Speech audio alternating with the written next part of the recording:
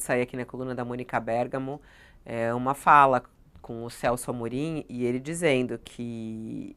E é muito interessante da forma como ele está tratando. Ele fala que essa fala do Lula, que está sendo alvo de muitas críticas, inclusive de pedidos de impeachment neste momento aqui no Brasil, teve efeitos positivos na avaliação de Celso Amorim. E até pode ajudar a solucionar o conflito.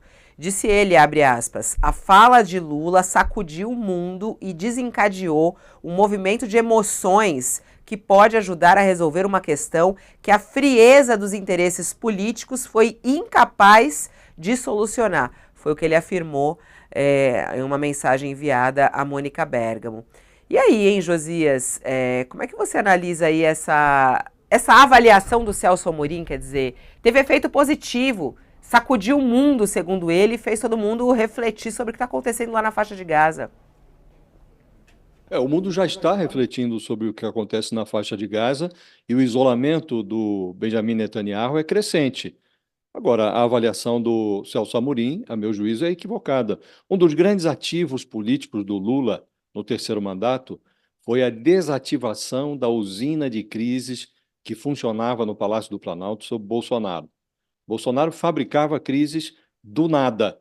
E o Lula, com essa declaração sobre a faixa de Gaza, associando a mortandade de palestinos a, a, a Hitler, ele fabricou uma crise de vento que não traz benefício nenhum.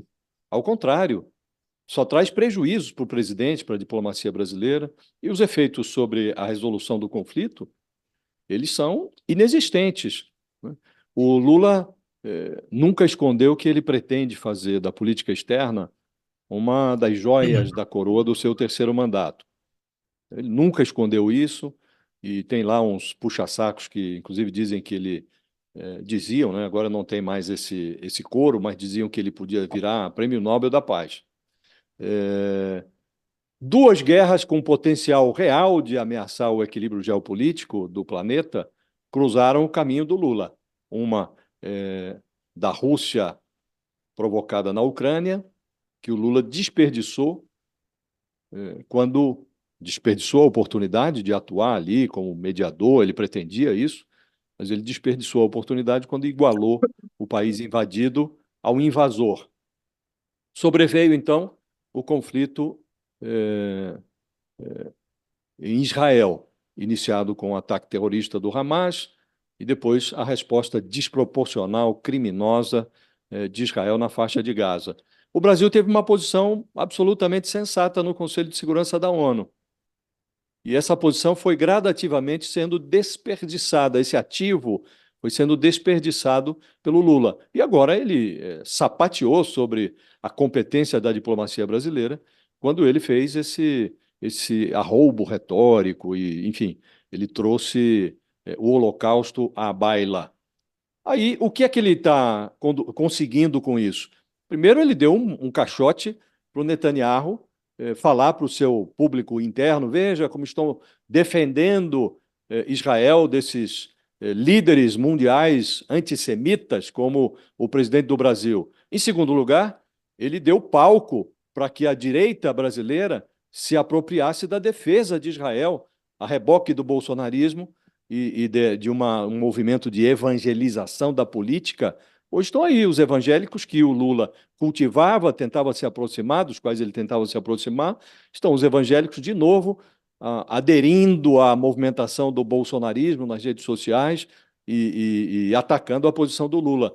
E, do ponto de vista internacional, o único efeito que o Lula obteve até agora foi o apoio do Hamas, que é constrangedor para a diplomacia brasileira. Então, não vejo, Fabiola, esses benefícios a que se refere o embaixador Celso Amorim. Ao contrário, eu vejo que o Brasil perde legitimidade para agir junto a esses países que têm relevância no cenário internacional, Estados Unidos, países europeus que hoje são críticos da atuação de Netanyahu na faixa de Gaza.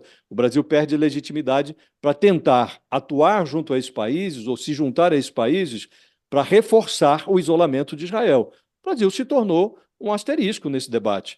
e agora não é levado em conta mais, porque deixou de ter, se afastou do profissionalismo que o Itamaraty tinha demonstrado no Conselho de Segurança da ONU. Você consegue enxergar, o Sakamoto, algo de positivo nessa fala de Lula, como diz aí o Celso Amorim? Ele falando que essa fala de Lula sacudiu o mundo e pode até ajudar a encontrar ou pressionar para um cessar-fogo. Você consegue enxergar algo de positivo, Sakamoto? Mas eu consigo, na verdade. Eu sou crítico à fala do Lula com relação, eu não usaria, né? Eu acho que foi, eu usei até um termo, acho que foi desnecessária a utilização dele do termo da referência ao Holocausto, né? Por tudo aquilo que eu já disse, né? Que eu acho bobo, na verdade, porque daria para ter explicado exatamente o que é, o que está acontecendo por genocídio, limpeza étnica, crime de guerra, crime contra a humanidade, massacres, chacina em série, né? Que tudo isso se aplica à retaliação israelense aos atos terroristas do Hamas, né, em Gaza, né? Agora, o fato é que é o seguinte, e é claro que o Lula vai colher problemas, né, dentro e fora do Brasil, um pouco, principalmente dentro do Brasil, e o Netanyahu vai colher benefícios dentro de Israel, excepcionalmente agora. Mas existe um ponto que é o seguinte, tem algumas pesquisas interessantes que estavam apontando que a preocupação das pessoas a respeito do conflito Israel, entre o Hamas e o governo de Israel estava realmente cedendo, né? E para Israel, né, se por um lado Israel se beneficiou da fala do Lula porque pôde aproveitar e utilizá-la internamente no momento de fraqueza de Netanyahu, né? Mas por outra, né, internacionalmente falando, o conflito em si, o peso do conflito estava cedendo. Inclusive outros conflitos no Oriente Médio estavam ganhando até mais visibilidade, né? A determinadas escaramuças entre a OTAN, né? E o pessoal no Iêmen, entre outros pontos, o Irã se envolvendo aqui e ali, o Líbano. E o que a gente estava vendo a gente está vendo, na verdade, bem, já faz 5 meses praticamente do atentado terrorista de 7 de outubro. Está rolando uma limpeza étnica em Gaza, né? O Israel empurrou é, os palestinos para o sul, né? E dizendo, vai lá, pode ir lá, se refugiem no sul, porque a gente vai bombardear o norte. E agora está bombardeando Rafah, que é o sul, né? E o Egito, inclusive, está preocupado com isso, né? Então, eu acho que é o seguinte, eu acho que querendo ou não, né? E aí eu acho que teve um efeito colateral. Não vou dizer que isso foi pensado, porque eu acho que não foi pensado. Eu acho que a fala do Lula foi espontânea mesmo. Tem gente que fala, não, ele pensou, não. Eu acho que foi espontânea a fala do Lula, né? Agora, além dos efeitos colaterais negativos, tem um efeito colateral positivo que bota novamente a questão na agenda do dia.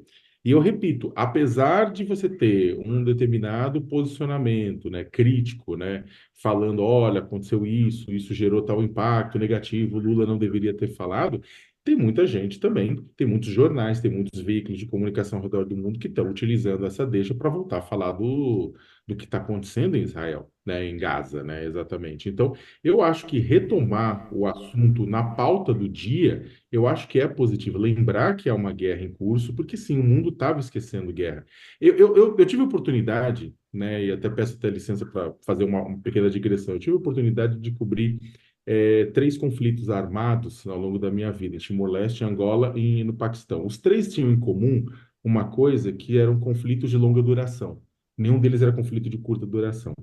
E os três, por exemplo, Timor-Leste, aconteceu um verdadeiro genocídio lá. 33% da população morreu, né, comparado ao número no início do conflito, nas mãos do exército indonésio.